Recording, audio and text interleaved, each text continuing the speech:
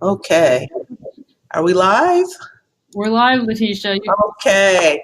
Good afternoon. My name is Letitia Thomas, and I serve as the Director for STEM Diversity Programs here at the University of Buffalo. And on behalf of our Women in STEM Cooperative, we'd like to welcome you to our original online series about expanding the participation of women in STEM education, undergraduate STEM education. So today our focus is the current state of women in STEM, what the research says. The Women in STEM Cooperative consists of a group of volunteers who are dedicated to advancing women in STEM in our respective communities at the University of Buffalo and Harvard University. This series is our attempt to address some of the systemic challenges and opportunities with improving STEM student success. And before we invite today's distinguished panel to get started, we'd like to take a few moments to welcome our guests. We've had over 140 colleagues representing 56 institutions of higher education and 8 other organizations from 4 countries, 1 territory, and 25 states register for the series. If you're joining us today, please say hello in the chat and tell us where you're from as I introduce Patrice Perusco, the series co-chair from Harvard University Graduate School of Education. Thanks, Letitia. It's great to be here today.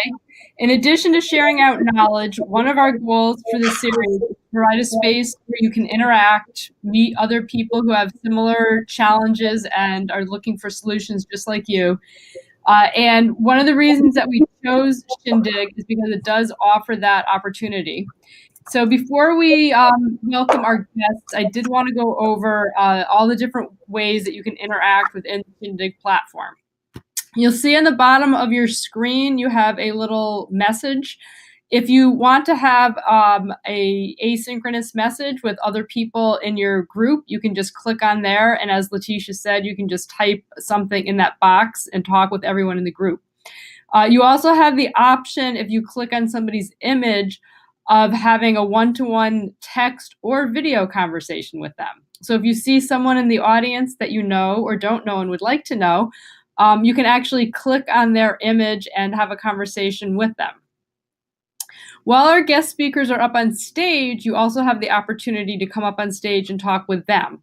If you click on the raise your hand feature, you will actually have the opportunity to have to come up on stage and ask your question and have a discussion with our esteemed guests. If for whatever reason you are not able to come up on stage, maybe you are in a space where you can't use your audio. There's also a question mark, and if you type your question in there, the question will pop up, and I'll be able to read the question with our guest, and then we can answer the question as well. So there's a couple of different ways that you can interact, and we really encourage everyone to interact and hope that this will be a very active and lively discussion. If you are on Twitter, we would like you to use the hashtag STEM Students Thrive. That's hashtag STEM Students Thrive if you are on Twitter. And I would especially like to thank Chris Downs, who is at Shindig, and this is the second year now that he has helped us organize and coordinate these events and allows us to use this great platform. So thank you, Chris.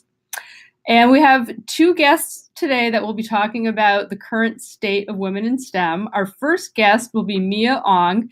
She is a senior research scientist at TURC, a science and mathematics education organization in Cambridge, Massachusetts. She's also a senior fellow with the Women of Color in Computing Collaborative and chair of the Social Science Advisory Board for the National Center for Women in Information Technology.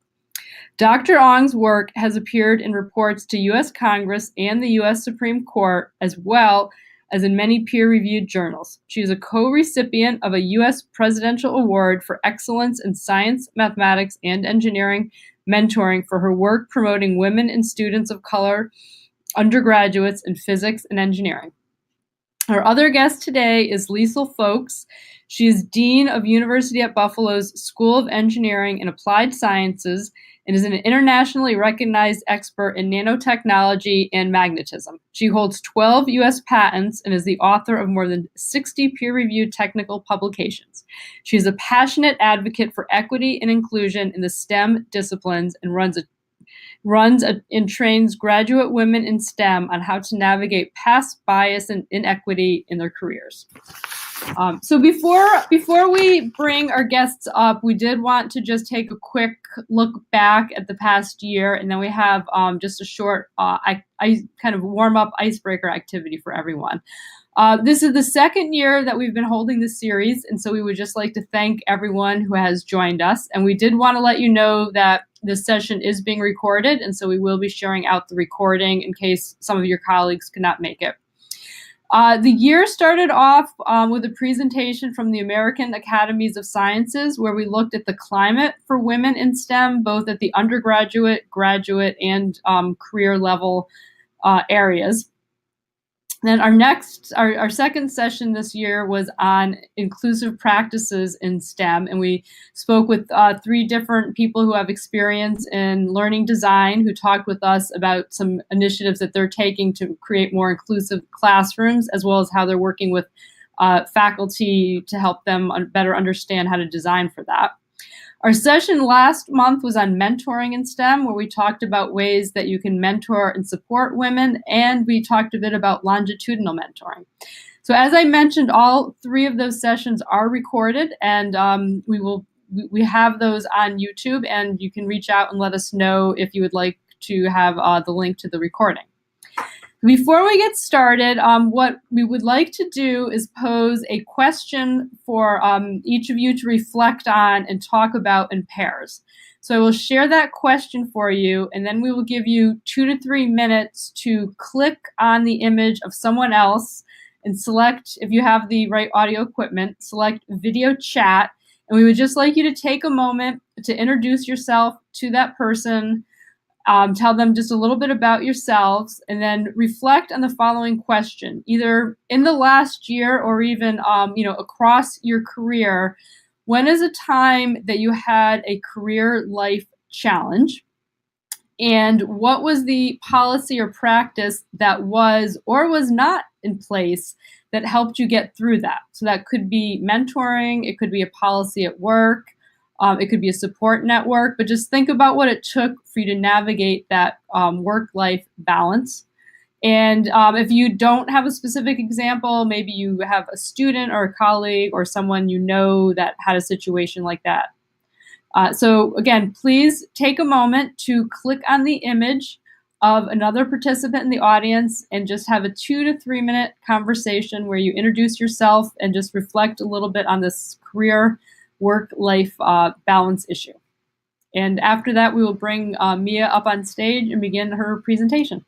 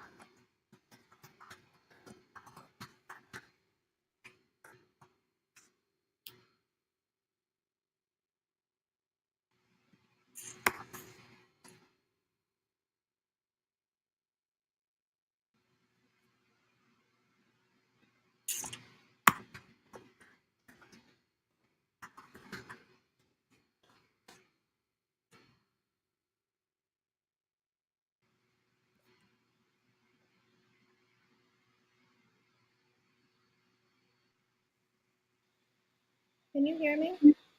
I can hear you. Yeah, we'll give the audience another minute to have a brief discussion, and then we can get started.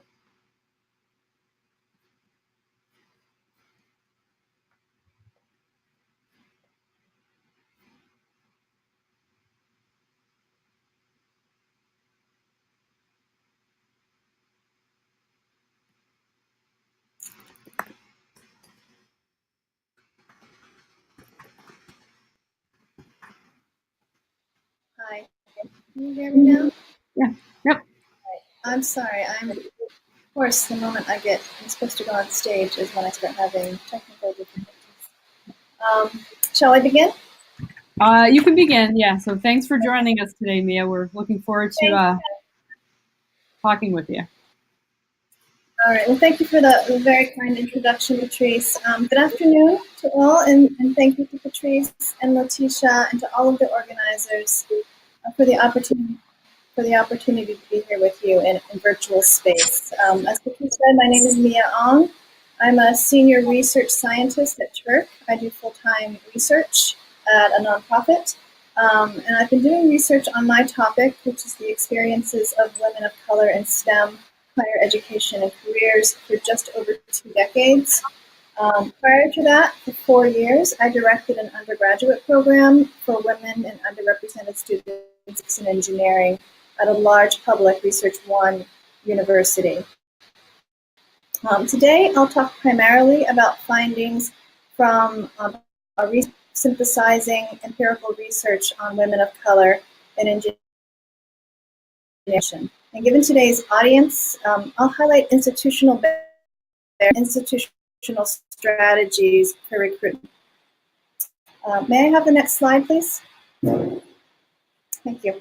Before I begin, I want to say that I've been very fortunate to work with a very talented and diverse team of current and former fellow researchers. And so I want to recognize Lily Coe, Janet Smith, Nuria Jamal Pascual, and Christina Beebe, all of whom are fellow researchers with me at Turk. Our projects have also included Abrielle Hodari, who is at Eureka Scientific, and Angela Johnson, who is a professor of STEM education at St. Mary's College of Maryland. And so when I say we throughout this talk, this is the team I'm referring to. Next slide, please. Today, I'm going to cover a number of topics, including the national landscape for women of color in undergraduate STEM and engineering, a short discussion of intersectionality and the double bind, a brief description of our project's research and methods, a few key findings from our synthesis that come out of the research. And then if there's time and interest during the Q&A, I'll want to share some new ideas my team and I have been working on. One is about work-life balance, school-life balance for women of color, and the other is about leadership opportunities for women of color in STEM. Given the limitations of time, I'm not going to be dwelling too long on any given topic, but I'm happy to go into further detail during Q&A, or you can also just contact me outside of this venue. Next slide, please. I want to share a quote that illustrates in the context of US STEM. The comment comes from Evelyn Hammonds, a Harvard professor in physics, computer science, and the history of science. In a 1980, she said, "Race and gender are not separate because they aren't separate in me. I am always Black and female. I can't say, well, that was just a sexist remark without wondering, would he have made the same sexist remark to a white woman? So does that make it a racist, sexist remark? You know, I don't know." And that takes a lot of energy to be constantly trying to figure out which one it is. So in our research, we find many sentiments that echo this energy and time spent on managing the effects of intersectionality. And there are many different ways to study intersectionality, but for my current work, we're focused on women in the US who identify as African American or Black, Asian American, Latinx or Hispanic, Native American, or multiple races and ethnicities. Next slide, please. As many scholars and politicians, women of color are a valuable domestic resource, especially in studies STEM. Unfortunately, women of color are not yet being supported in reaching their potential. This parity chart, based on recent data from the U.S., the 2014 demographic representation of women of color by each race or ethnicity in the U.S. population, which are the tan bars, and the science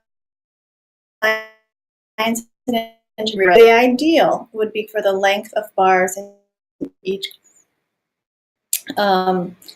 top three groups, American Indian and Alaska Native, Black, American, or Hispanic, are severely underrepresented in science and engineering relative to the representation. For American Indian and Alaska Native women, their STEM representation is about half of their US representation. And for Black and Latina women, their STEM representation is about 40% of their respective US representations. And on the other hand, Asian American and Pacific Islander women, the group on the bottom of the chart, are overrepresented relative to the representation in the US. And we've chosen to include this population in our work because we study women throughout their careers, and Asian women tend to stall in their STEM careers beyond entry level. And we've also found that they are also affected. And according to the NSF, 2014, the field of worse than STEM as a whole. Only a total of 7.1% of graduate degrees in engineering were awarded to all women of color, when the US representation was about 21 to 22%. In the same year, 12.7% of degrees were awarded to white women, and 80.3% were awarded to men of any. Next slide, please.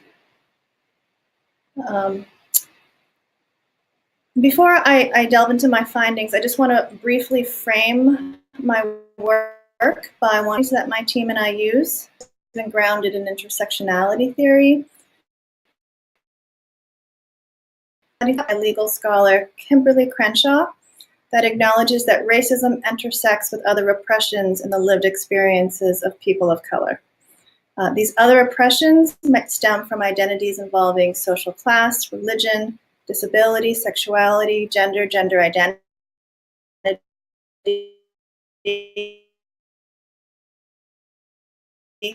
and certainly one individual might embody multiple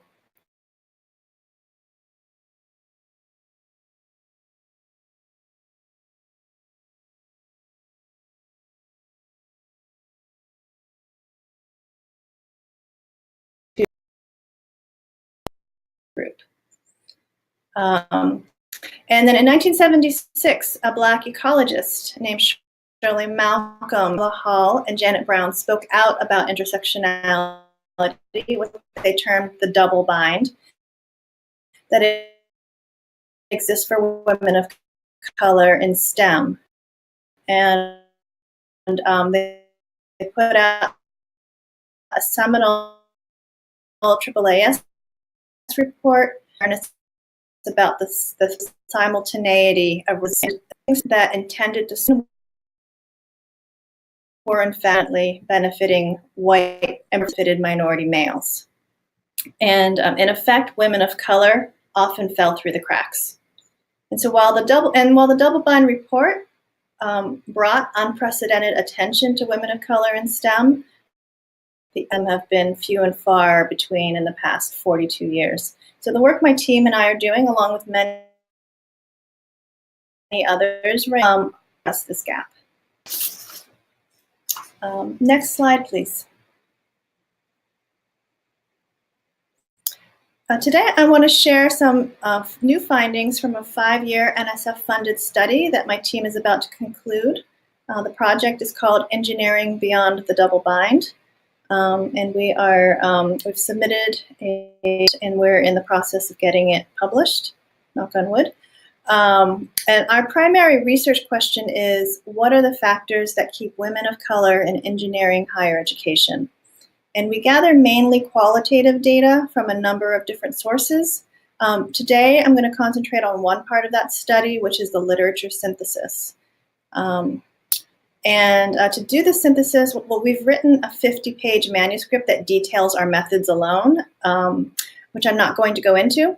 But in digest form, I'm going to quickly say here that we searched for written works released between 1999 and 2015 about empirical studies on women of color in engineering in the US. And we included dissertations. We tested multiple databases and search engines, and we applied over 1,000 search terms related to gender, race, ethnicity, and engineering. And over time, we collected nearly 3,000 pieces of literature, and then we filtered them against a strict project criteria, and we ended up with 65 studies that we accepted into our final set.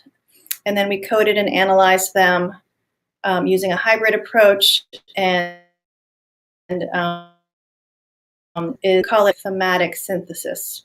Well, the methodologists call it that. And so it's not a meta-analysis, and I can go into that for various reasons in the Q&A, but it's called a systematic thematic synthesis. Next slide, please. The four main themes we identified for our synthesis are self-efficacy, social pain, navigation, and support entities. And I'll describe each theme in a little more detail. Next slide, please. So many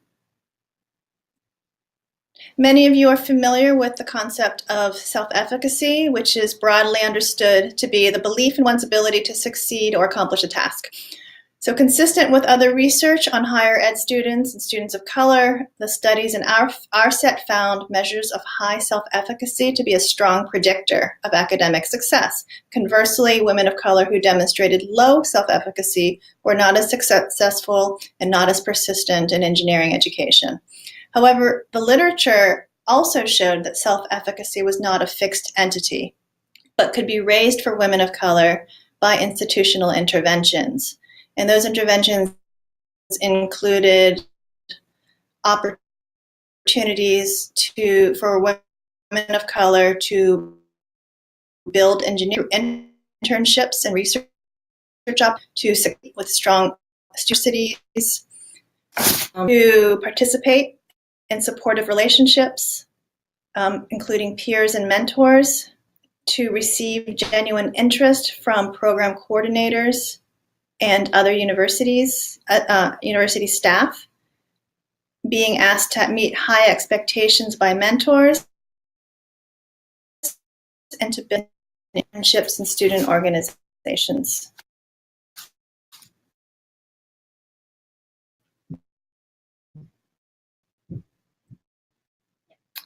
Could I get the...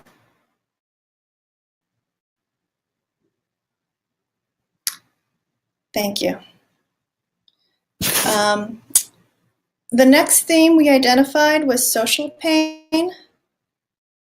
The field of psychology describes a person's reaction upon experiencing social, and psychologists who study social pain say that it's akin to experiencing physical pain. In our literature set, it manifested through being the only one, the only woman, or the only person of color, or both in engineering, being made invisible, or experiencing stereotypes, or experiencing discrimination or harassment. And we grouped these together under the term social pain because, according to the literature, they cause stress, and they diverted time and cognitive resources for women of color away from studying engineering to managing the social environment. May I have the next slide, please?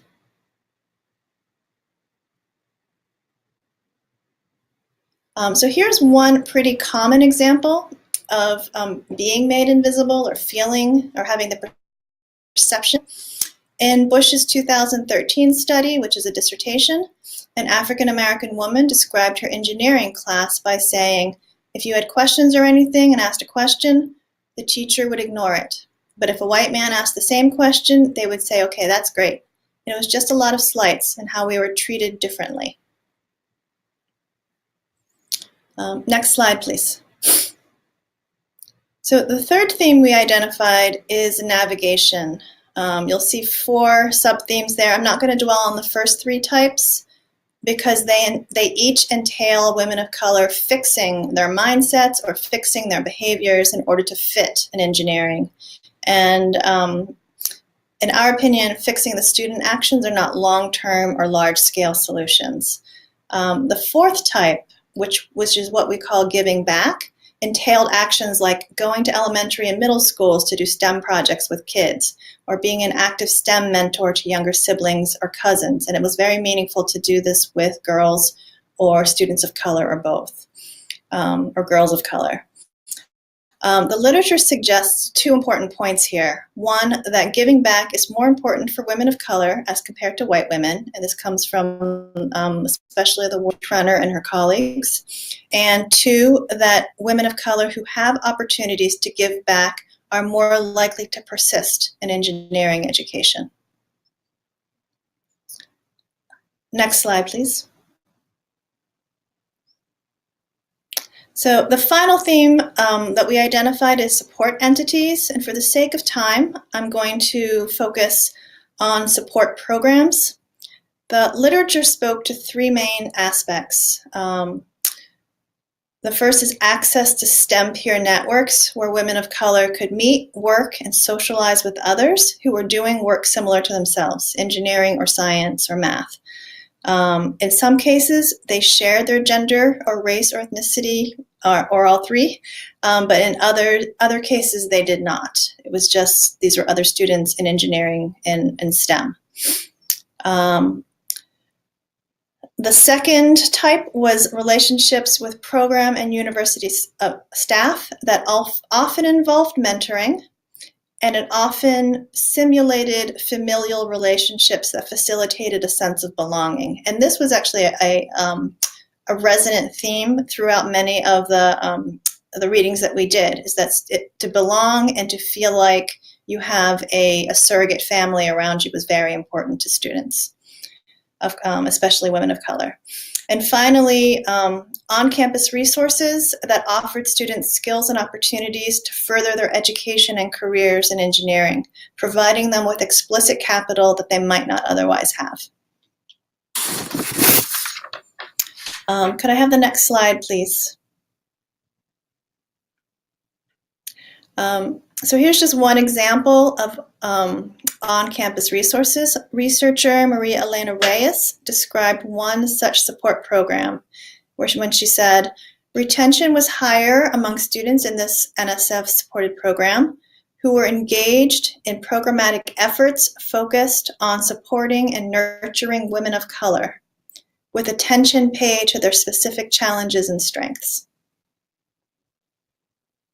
Next slide, please.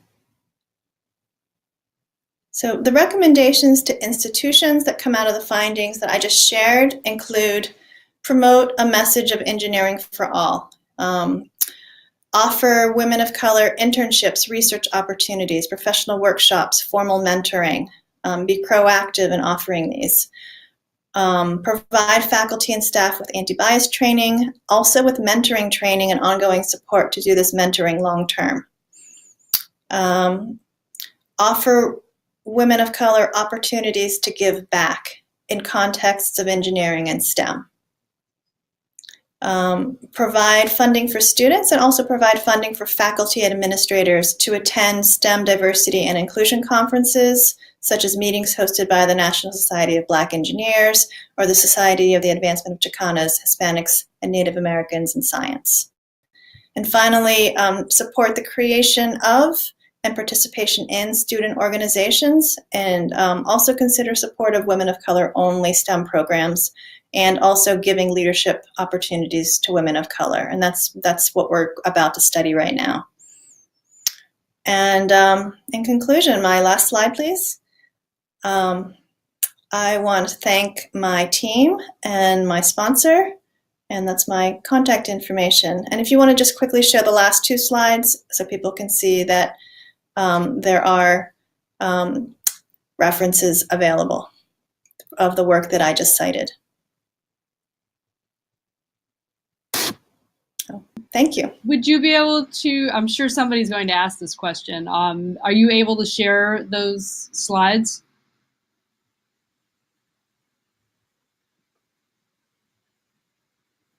Can you hear me, Mia?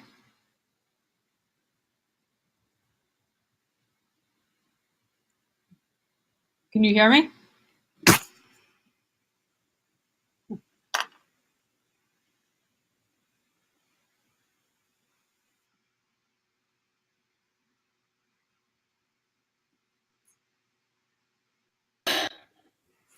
Can you hear Hi. me? Hi, can you hear me okay? Yeah, did I just do it to avoid? I think so. Yeah. Really? Yeah. No. I just didn't. I asked you a question, whether you would be able to share the slides. I didn't hear your response. Oh, I think so. I think I should be fine. Okay. Okay. Thanks so much. Before we move on to Lisa, I wanted to give the opportunity to the audience to see if they had a question now. And to remind everyone, after Lisa speaks, we will bring Mia back up on stage so that they have a chance to ask one another questions and a second chance for Q&A. But right now, if you have a question, you can raise your hand and come up on stage and ask it, or you can click on the question mark and type it in there. And before we move on, in listening to your presentation, I'm sure that I'm not sure if people were thinking, well, like a lot of these activities and workshops and mentoring are in place, but we just don't seem to be moving the needle at all. Are there spaces where you see gaps in systemic change that you could talk about a little bit?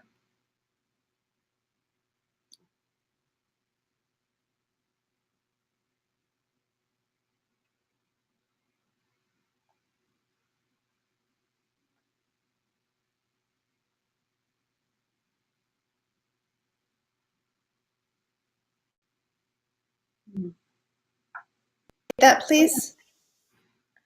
Yeah, I was wondering, as we look across the range of, say, when students are in middle school through their career, we currently do have workshops and support systems in place, but what are ways that you see where we can have, we need system-wide systemic change to really support women throughout the entirety of the process? I was just reading. I was just reading an article where they were kind of looking for the silver bullet for like what's the thing that's going to get the students to the next level.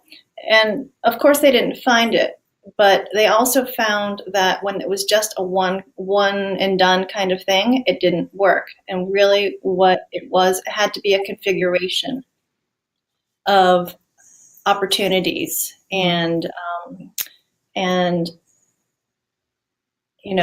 ongoing support along with other opportunities for workshops and summer programs and funding and I'm actually not sure that students always know what's available to them. There's one thing for things to be out there, and it's another thing for students to know about it, and then it's quite another thing for students to have the energy and the belief to apply for those things. Right. And as a program director, I actually had to hunt these students down and hand them paper, printed applications and sit with them while they filled it out because they would easily talk themselves out of it. And I just kept saying, it just cost you a stamp. And that, the worst they can say is no. And then just keep on doing it. And then for some of them, they got the opportunity to do a summer research and it changed the trajectory of their careers. It was a turning point for them, but they also were able, given that success, they were able to say yes to other opportunities that came down the line. All right, thank you. Yeah. All right, so Chris will bring you down off the stage and bring Liesl up, and then when Liesl's done, we will bring you back up again.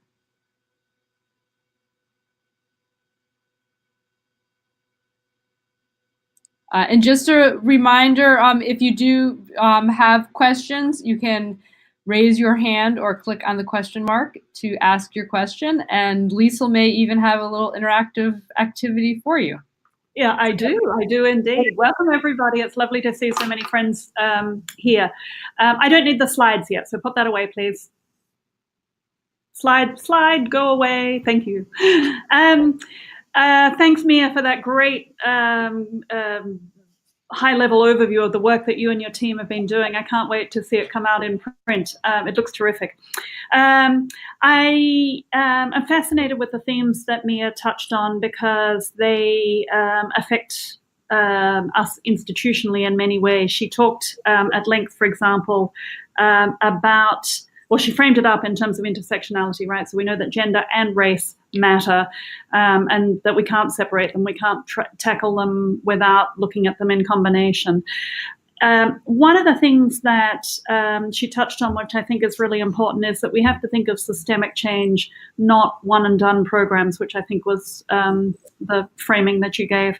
The reason why we have to think of systemic, persistent support efforts and trainings is because the external negative influences that tend to push women of color and other minority groups away from STEM never stop. So the negative stereotypes that tell young people that this isn't for them just don't go away, right? It's not like we can kill the Big Bang Theory with all its dreadful stereotypes about what it takes to be a physicist. That's just going to keep, that soundtrack is going on all the time in the background. So when we do stand-up programming and it's a one-off, one-shot type of an event, no wonder it's not, we don't see big outcomes from it, because the rest of the cultural norm input never goes away. So I just wanted to make that point. That said, I want to give a shout out to our own Letitia Thomas here at UB, who runs a program called STEMinism, which is a support network specifically for women of color in the STEM disciplines. And they meet regularly, and it's very relaxed, and they have comfortable conversations about the challenges that the students are facing. And it reinforces that Letitia and her team are going to be there for them when they need help, but it also allows the students to problem solve together and to think about how to help each other move forward. And so that's a kind of, it's a pretty low cost intervention to stand up a group that meets regularly on your campus that's specifically for women of color in the STEM disciplines. And I applaud Letitia for her persistence in hosting that program. And I know she's touched a great many students across many years now with that. So I want to get now to the question of why it is that intersectionality of race and gender harms the career progress of women and women of color particularly. And my interpretation is that this comes down to a particular cost, which is our inability to be authentic when we're at work. And why does that matter? When we're not able to be authentic when we're at work, what happens is we have to expend energy putting up a facade. If we can't be ourselves, then we have to invest in the facade, the pretense of what we think we're meant to be when we come to work. So when we can come to work and be completely relaxed and be ourselves, still within a professional framework, let me be clear, then it allows us to completely focus on what we're trying to do at work. It allows us to focus on what we're trying to do in the laboratory, what we're trying to do with our teams, what we're trying to do in the classroom. Anytime we have to put on a facade and pretend to be someone else, there's an energy cost to it, and that's harming our ability to be productive in the professional sphere. I want to point out that some of that, the pressure to be inauthentic can come from internal voices, and of course some of it is external. Some of it is an understanding that particular behaviors or our appearance or whatever isn't acceptable in the workplace, so we have to mitigate. We can't wear our hair the certain way, we can't wear the clothes we want to wear, we have to dress a certain way, All of that can be sort of an external set of pressures on us. But of course, some of it can be internal. It's the baggage we bring to work with us, where we're fighting back against the stereotypes that we all carry about women and women of color. And we can't help but do that. We all carry implicit bias with us. We all carry stereotypes in our heads, including about ourselves. So those costs of being inauthentic are both externally driven and internally driven, I would argue. And so that's why it's so important that we tackle these issues, these intersectional issues, because they are leading to a productivity cost for us. And that productivity cost, of course, also can harm our careers long term. Now, the flip side of that is for many women, because of stereotypes, they can work twice as hard and get half the recognition of the person next to them, and they can be twice as productive and still not get recognized, right? So that's tangled, I get that. I want to also then pivot to something that's a little bit different, which is something that really came out of thinking about the Me Too movement. And I can remember talking with my own team here one day in the middle of the Harvey Weinstein stuff all over the news about, wow, when are these stories going to stop coming out? And the woman I was talking to rolled her eyes and she said, why do you think it's going to stop? Do you know a single woman who hasn't been sexually harassed in the workforce? I went, you're right. I don't know anyone. I don't know any woman who hasn't been sexually harassed in the workforce. That's how completely prevalent this is. I subsequently had a conversation with my own undergraduate women, just a group of, 20 of them.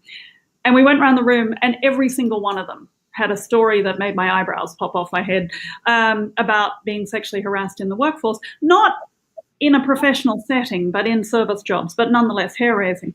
That got me thinking about what are the costs to women and even more so to women of color that come with just avoiding hostile situations. How do we assess, how do we come to terms with the fact that just navigating the workforce to find places where we can be safe is introducing a cost and harming our careers? And so that challenge, I think, is something that we really haven't started to assess. We haven't really yet figured out a way to account for the fact that just that effort of keeping ourselves physically safe from physical harm and or hostile and abusive workplaces is costing us. There are opportunities that are not available to us just because we're vulnerable to bad behavior, basically. And needless to say, this makes my blood pressure shoot up and makes me very unhappy, but just thinking about it. But one of the consequences of thinking about that is comes full circle back to the idea of mentoring and the kind of mentoring that we give to young women. And so now I want to do an experiment with you, and we're going to do what I call a mini case study. And I'm going to put up a slide now which tells the story of one of our students. It's based on a real story. And what I'm going to ask you to do is read the story for what happens to this student, and then get in your pairs, and each of you is going to be acting as the mentor to this young student. And I want you to discuss what advice you're going to give this young student as the mentor. So can we have the first slide, please? Coming. Here it is. I hope you can all read this okay. This is a big experiment doing this online. Right. So this is our case study, and it's about a young woman called Jacinta, who's a chemistry student, and she's a strong student. She's just starting her second year, and she spent her summer doing an internship at Global Foundries, which is a big multinational company doing semiconductors in Albany, and was very excited by her work doing fabrication of nanostructured devices. So when she's come back to campus for the beginning of her second year, she's done her homework and she'd figured out that Professor Smith is the best person on campus to do nanoscale materials and device research. And so she's thinking about approaching him to ask for a research experience with his group. And so that's good that she's obviously very ambitious. She's got an internship in her first year, so she's clearly a strong student. But when she talked with other students, she learned that some male graduate students in his lab have been known to sexually harass female undergraduate students. So now she's just thinking about going and working with a different faculty member in a different field instead. And so she mentions this all to you, her mentor. And my question to you is, how do you respond? What advice do you give her about how she should proceed? So I want you to get into pairs. And we had instructions at the beginning about how to do that. But my understanding is you just need to click on another person, which will put you into a dialogue with that person. And I'm going to give you, I'm going to give you 4 minutes to discuss the case and give different ideas about what advice you should give to Jacinta and why. And then we'll come back to a group discussion. And I hope some of you will be brave enough to share your thoughts about what would you do as Jacinta's mentor in helping her navigate this situation. So get into your pairs and let's have this discussion for a few minutes. And I'll bring you all back together at the end of the time. Thank you.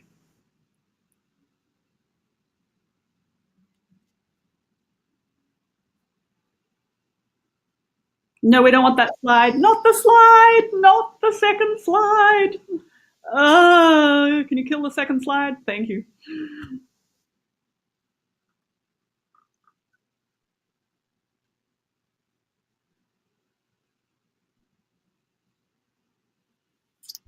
So as a reminder, you simply need to click on someone else's image, and you have two options, video chat or text chat. And so if you click on one of those, if you have your audio and video set up, then you can just click the video chat and discuss the case study with them, or you do have the option of doing it via text.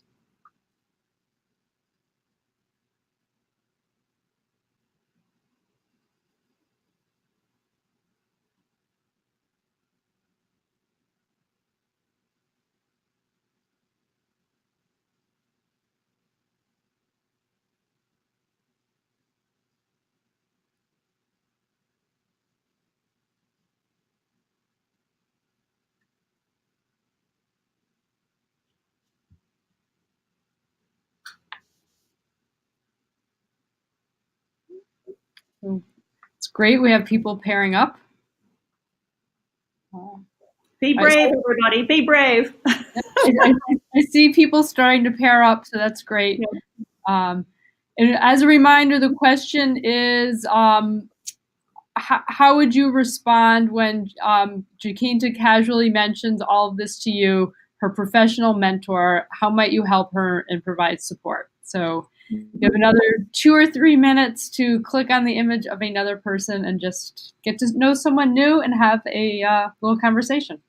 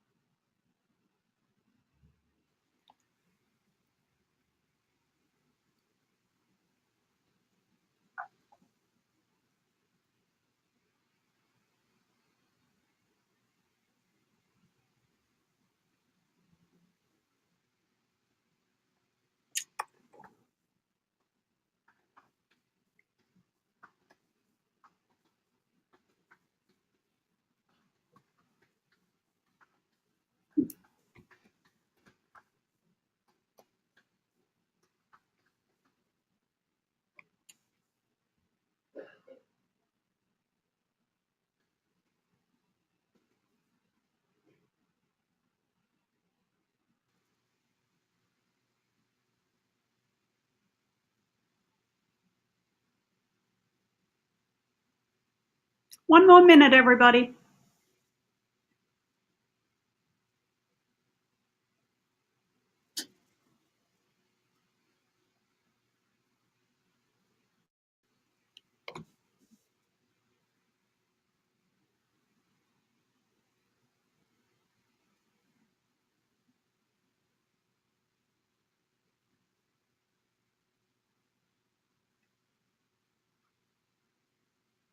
All right, so let's come back to the group discussion then. I'd love it if anyone was brave enough to share with me their thoughts. Is somebody brave enough to tell me what they would recommend to Jacinta? And as a reminder, if you click on the raised hand, Chris will bring you right up on stage and you can share out what you and your partner discussed. Or if you would prefer, you can type it in the ask a question box and it will pop up on screen and we can talk about it that way. But we would really enjoy hearing some of your thoughts.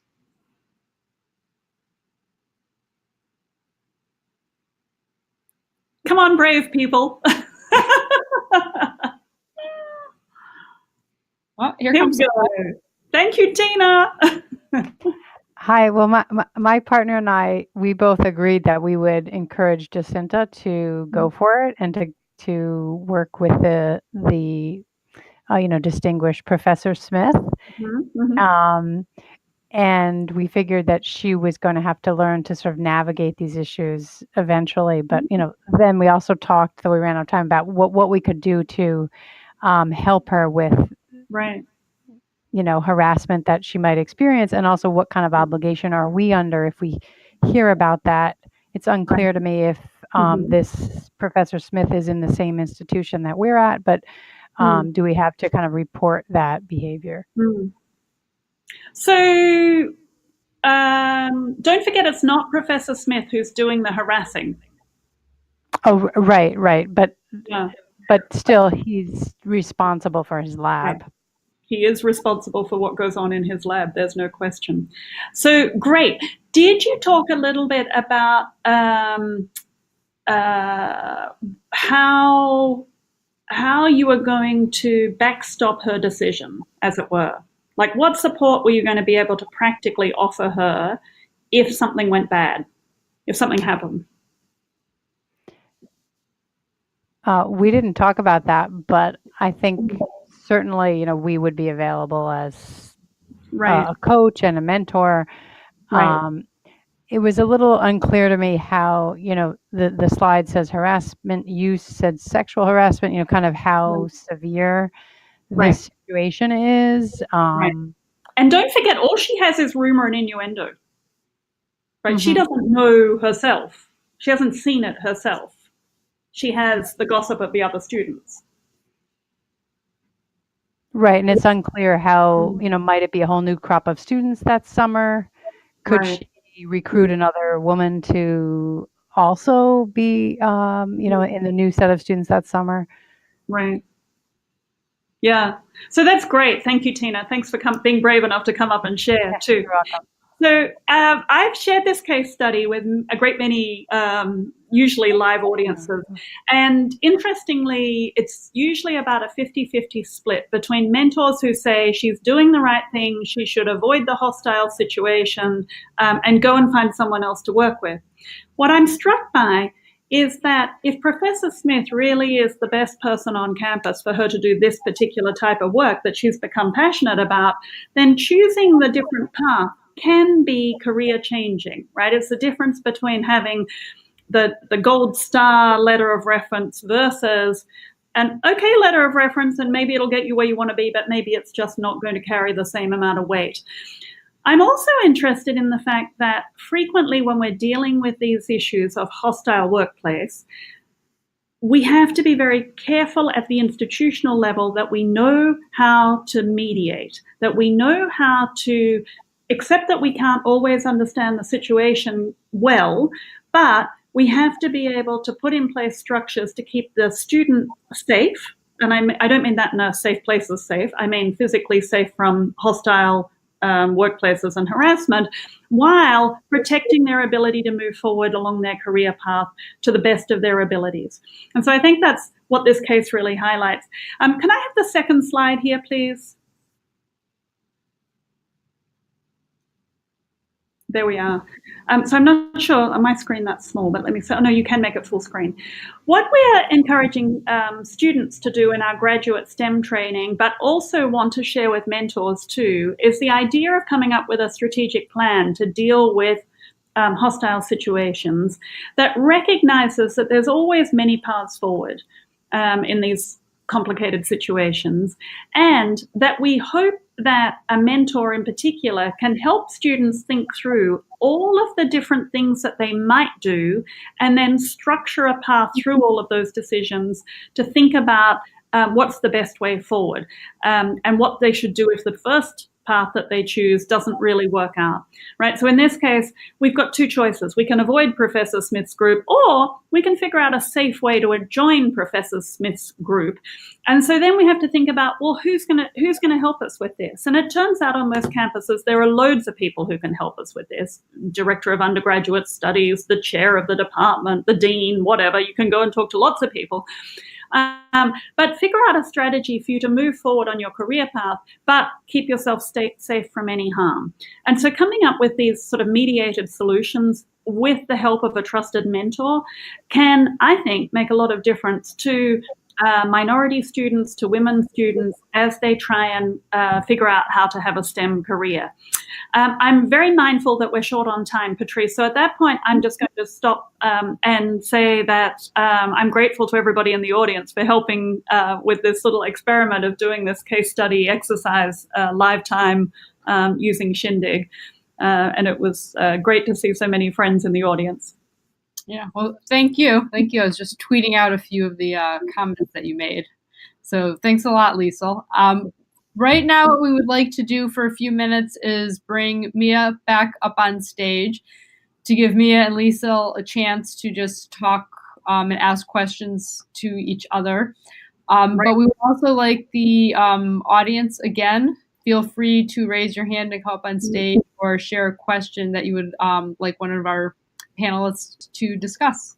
So right now, I would just like to give you the opportunity to ask a question, or I have a whole bunch in my back pocket that I would love to ask you both. Okay, so Charlie's want to enter STEM. We have a question. Do you have evidence that lots of women of color want to enter STEM? Oh, can you put that back up, Chris?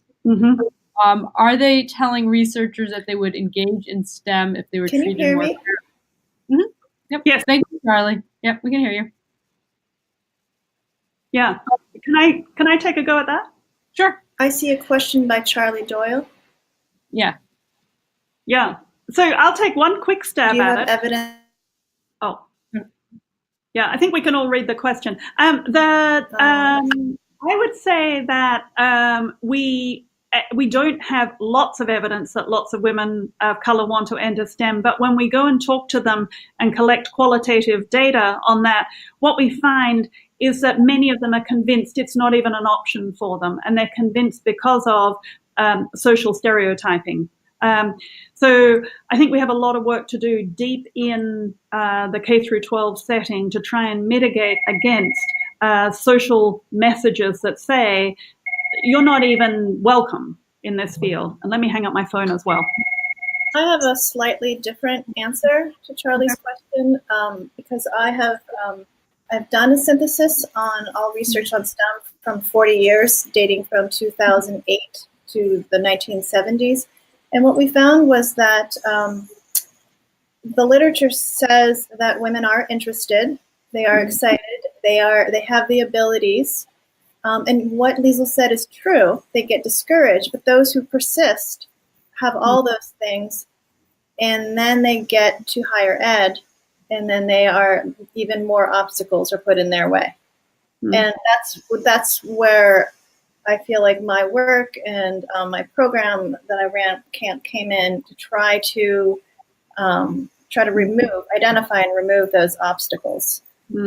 But in terms of, there's plenty of research that says, their abilities to do the work are strong and are on par with their peers. Their interest and ability, and in fact, in certain fields, African American women come in with greater interest than every other group to do with certain fields. I think computer science is one of the computer science that I've been studying. And so I think that you need to, we put this argument as one of the first things that we said, because we want to get the stereotypes out of the way, that they're not interested and that they can't do it. And so we found plenty of literature that says that's not the case. It actually isn't the case. It's the social stuff that gets in the way. And we need to admit there.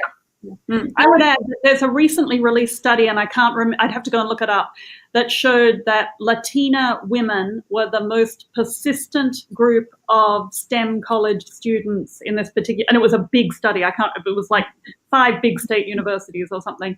And it showed that Latina women had the highest persistence rate in any STEM degree field across, every cohort of any, which was, it's remarkable how persistent these students are once they've made it into higher ed and beaten off all the stereotypes to get there.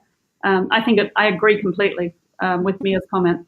Yeah. I'm wondering so some of the research that I did found that when there was alignment between goals and something that they cared deeply for, that helped women persist past a barrier or challenge. And so, for example, I found that there was a real gap in guidance counselor advice in high schools. And I think this came up a little bit, Mia mentioned this, that women just don't have the opportunity or men probably as well, to know like what are all the different things that you could do with a STEM degree. And so there's still a narrow sense of that. And I think that a lot of women, including myself, it's that I'm good in math and science, I guess I'll be an engineer pathway, but then you get into higher ed and you're not really sure what you want to do with it. So I was just wondering, have you come across any research that speaks to that? There's plenty of research that speaks to this work. I mean, you can slice it in different ways. There's the work by, I think her name is Amanda Diekman and her team, who talk about doing more social related.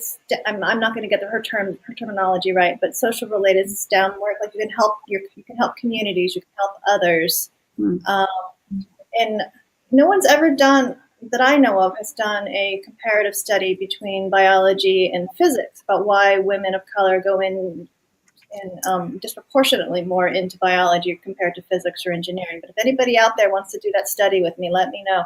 But I think it has to do with what's more tangible, what's more to do with life, rather than what's something that is not primarily seen as being related to the everyday, to being helpful. And that's not saying that every woman out there wants to be helpful, but it's something that education research has shown that attracts more females, especially girls, to persistent science.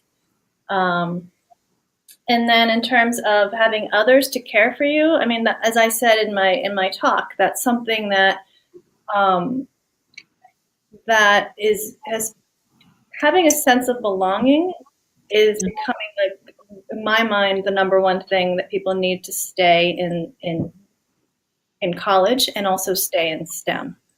And I think that we have to do some overhaul of our system to say we need to, rather than just focus on what we're teaching today, we have to sort of see the students for who they are and reach out to them and make connections. And that means I've written about this in other papers. I've called it, I said relationships can be counter spaces. And what you talked about, the guidance counselor, like where can I go? If I'm feeling like I don't belong, is there some place on this campus that I can go where I do belong? And is it a peer group? Is it a program? Is it a counselor? Is it a professor? And if there's nobody, there's going to be a problem with retention. Right. And I know the question we talked about in the beginning was that career work-life balance. And I was talking with a woman recently who is CEO of a biotech firm here in the Boston area. And I commented that, it seemed like a higher rate of women go into the biology majors versus, as you were saying, like physics or other majors. And I asked, like, what is the persistence of that past there? And she said that, like the sciences, no matter what science, are very inflexible when it comes to work-life balance, and that she saw that as a big gap. But I don't agree. I just don't see it because, I worked in Silicon Valley for 16 years, and my observation is I was judged by what I did, not by FaceTime. So I didn't have to be at the office at a particular time. I didn't have to leave at a particular time. I just had to get my stuff done. And so bringing a family up there was not particularly challenging because I could be master of my own calendar. If I had to spend the day at home for some reason, my boss didn't care. As long as stuff was getting done. Think about how hard it is if you're a doctor and you've got a list of patients. There is no ambiguity. You are going to be at the office at 8 o'clock in the morning to see your first patient, no matter what the hell is going on. If you've got a list at a hospital, even worse. If you've got a surgical suite booked, like most of the STEM disciplines, none of that is true. So faculty, of course, have more constraints because when you have to teach, right? But for many of the STEM-based jobs, it's about what you do, not when you do it. And so I push back on that. I think there are many, many, many job sectors that are much less flexible than most of the STEM disciplines. And that doesn't mean it was easy. I'm not saying it was trivial. I'm just saying, I mean, I don't remember even talking about the need for flexibility with my boss as I was bringing up 2 kids. I was just taking my time as I needed it and getting my stuff done around it. Do you think this He wouldn't care. It was never a conversation because he didn't care whether I was at the office or not. Right? It just didn't matter to him. is Silicon Valley typical? Do you think it's similar to like an academic setting? Well, I don't know where my faculty are on a daily basis. I have no idea, right? If they're at home pumping milk, they're at home pumping milk. That doesn't make sense. If they're at home breastfeeding or they're at work pumping milk, I don't know.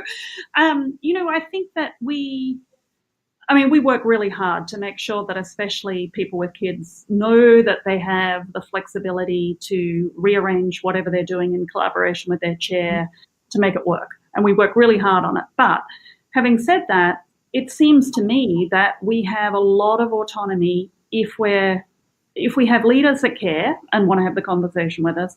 I think that we in the STEM disciplines actually can build a lot of discretionary structure into our working lives, much better than in many, many, many disciplines, I think. This would be a great opportunity if anyone in the audience wants to come up and share their experiences. Okay. And I would like to give the audience a last chance to ask a question. And I don't know, Mia or Liesl, if you have any other. I know, Mia, you had a few questions or things you want. Oh, here's a question. Would Mia expand on the barriers for Asian American women as they advance in their STEM careers? Good question. Yes. The short answer is they often get their bachelor's degrees.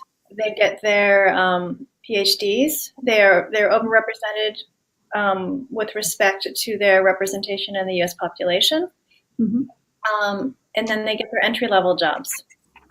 And as they go up the career ladder, they disappear. And very few make it to full professor or CEO or even upper middle management. And there hasn't been a whole lot of research on this population, where they go, what happens to them, and you can spin lots of stories, theories, but I haven't seen a lot of good research on it. Colleen Chin does some research on more like students, but some careers. And I suspect that some of it has to do with systemic racism and sexism. And I've heard anecdotes about, for example, a premier Research One institution where there was a question around the table of faculty members who were decision makers about whether they should put up an Asian American woman to be an administrator, a chair, or a dean. And they said, "Oh, she's too quiet." Yep. And that is a stereotype. Asian American women have 2 stereotypes. One is that they are submissive, and 2 are dragon ladies. And so it's hard to sort of walk that assertive. Now, I'm a quiet person. I'm not, but I do my work, and I'm a very good leader. But this is what I own, and this is who I decide to be, and I'm not going to behave differently because of expectations. But that's just how it works. Another thing that we found in the literature, beyond your question, but Asian American women are subjected to a lot of sexual harassment. And I think, again, it has to do with the intersectionality issues of racism and sexism, of thinking that, this is something that I can do and get away with, or this is something that they'll let me do. And it's a very big problem. It's a problem for all women, but the data that we have been looking at, Asian American women reported a lot. Yep.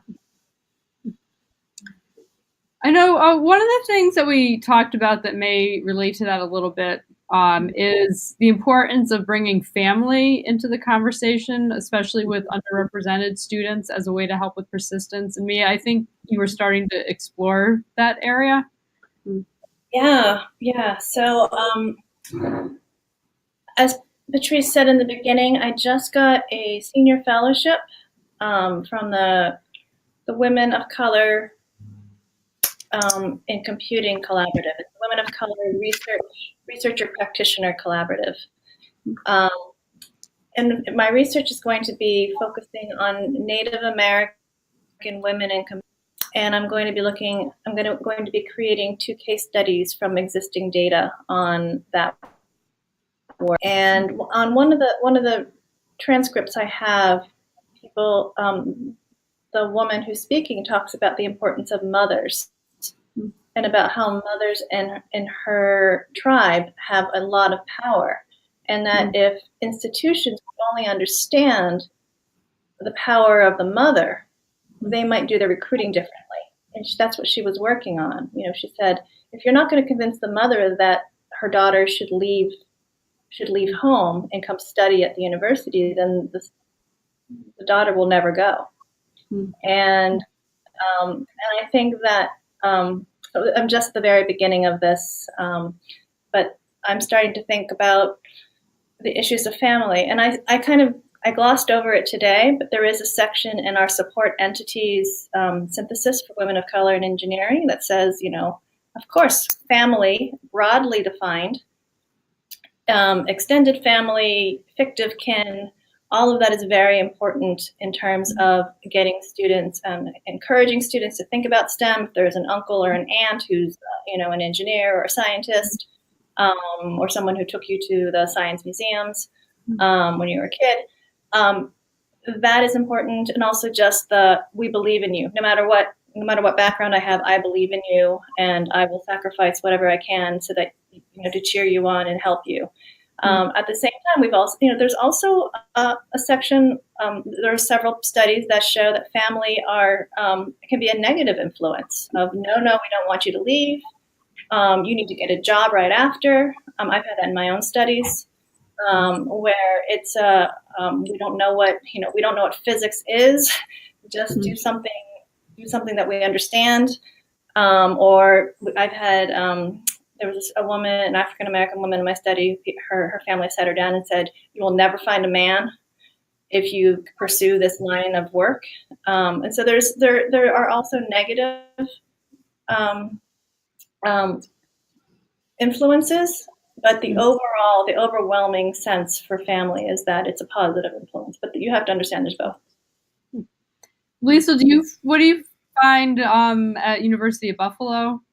Do you have those interactions with family at all? I've had exactly the interactions that Mia said, where promising students we've convinced them to apply for graduate school, even though no one in their family has even done an undergraduate degree before. We got them to apply for graduate school, and then we've got into a fight with the family, literally about why would you do more education than 4 years? And what are you, crazy? It's time to get married. It's time to have babies. What are you talking about doing a master's degree or a PhD? And that's been really challenging. And for the students, of course, it's very traumatic to go against the family norm, particularly if they come from a culture where family is really highly valued. And so I agree with Mia that we have had those challenges.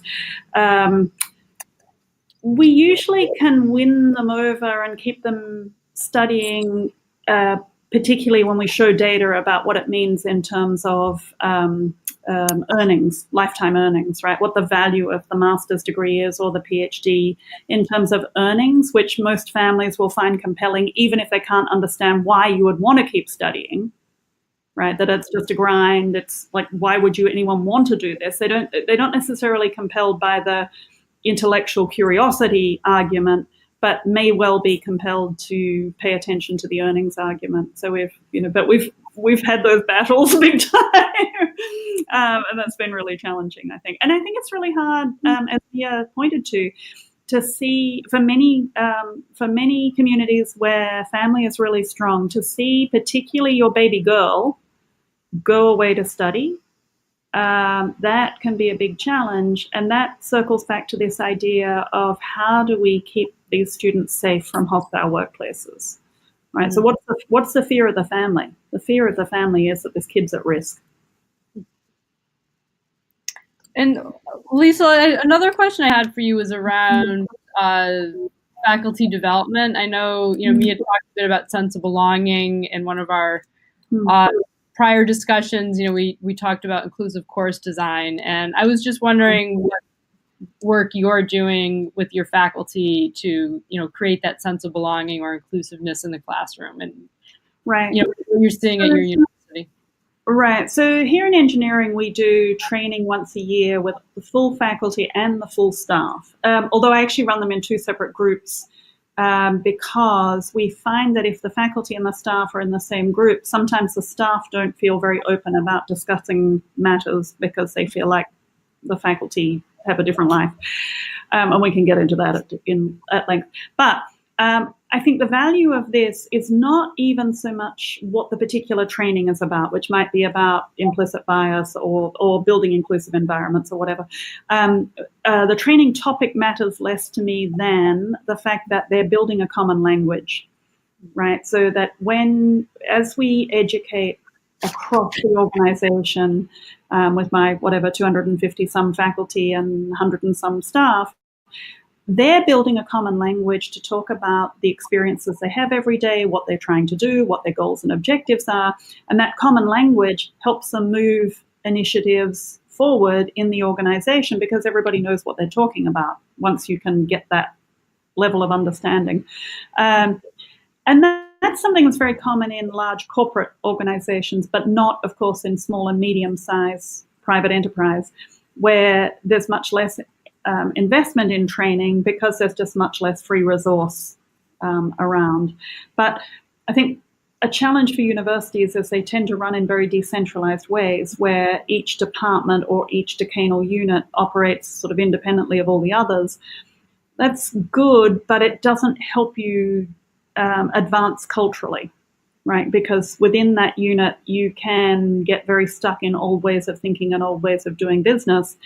So you, as a leader, you need to step in and move the conversation forward, I think, in structured ways across the organization as best you can. And so training is something that, people can roll their eyes and say it's going to be really boring. We try and make it fun. We try and bring in facilitators that are going to make it, entertaining. We provide, free breakfast and free lunch or whatever, to try and get people to accept that it's not a miserable experience. But what comes out of it is at least shared language, which I think is really important when we're talking about equity, diversity, and inclusion issues. We need to know what we're talking about. What does the data say, and what's the language we need to use to talk about those issues?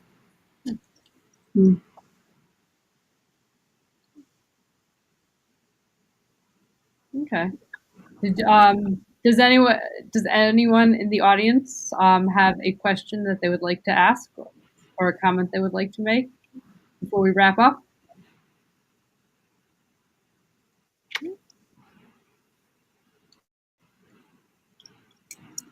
Lisa or Mia, do you have any other comments or things that you'd like to leave the audience with?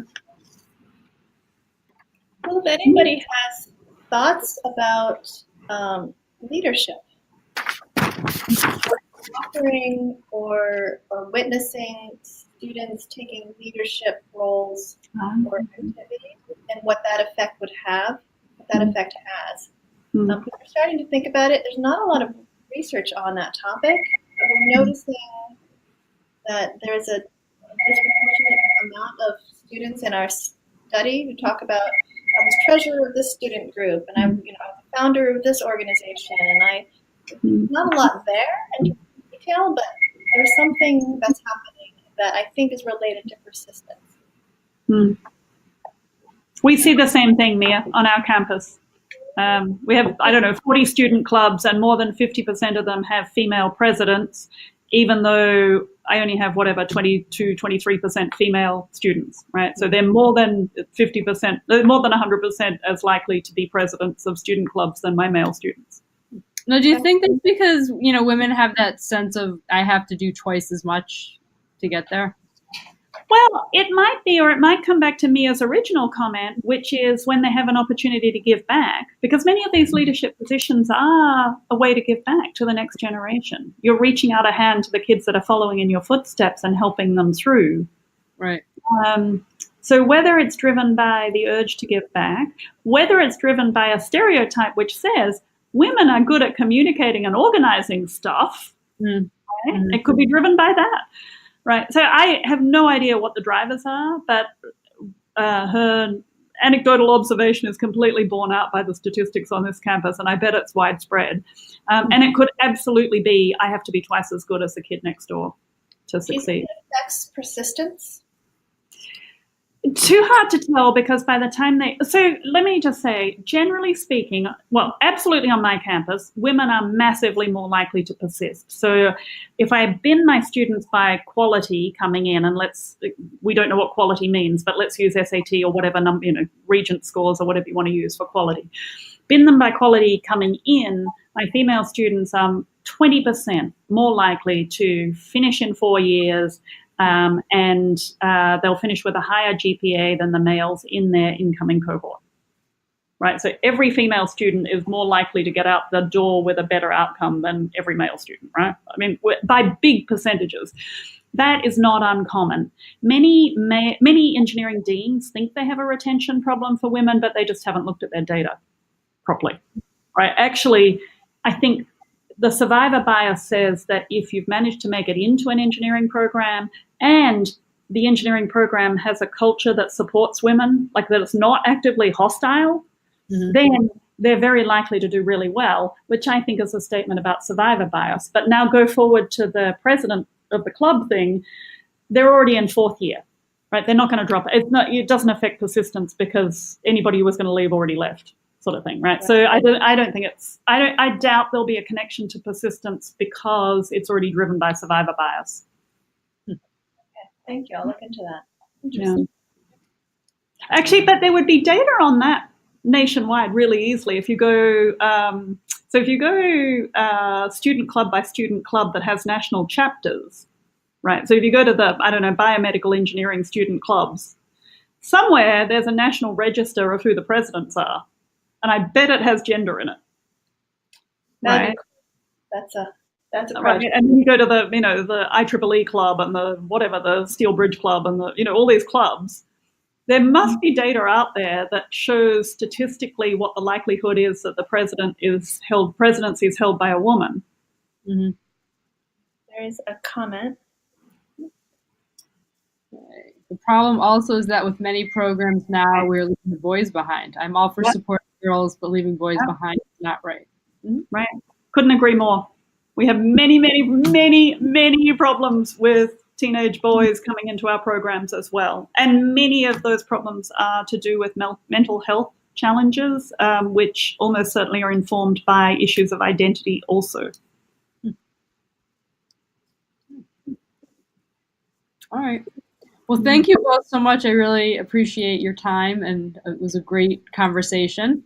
And just to remind everyone, our hashtag is STEM Students Thrive. So you can share any resources or topics of interest or continue the conversation there. And we will be sharing out a link to the recording as well as Mia's PowerPoint slides. So Terrific. thanks a lot, everyone. Thanks, Patrice. Thanks, everybody. Bye.